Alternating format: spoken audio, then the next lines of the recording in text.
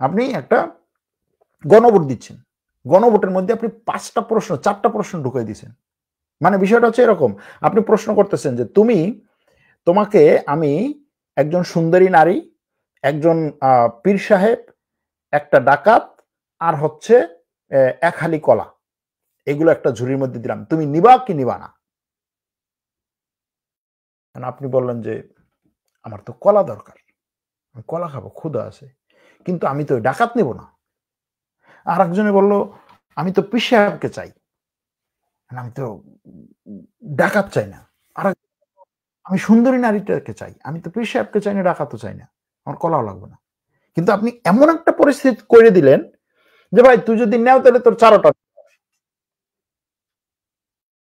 মানে মানে আপনি নিজের হাতে একটা ঝামেলায় ফেলে দিলেন যে ভাই আমি এইগুলো নিয়ে এখন কি করব, এই 4টা যে আমি নেব কি নেব না, নিলেও ঝামেলা, না নিলেও ঝামেলা। তো আপনি আমাকে ঝামেলায় ফেলালেন কেন? আপনার দিন বাঁচানো দরকারের জন্য। তো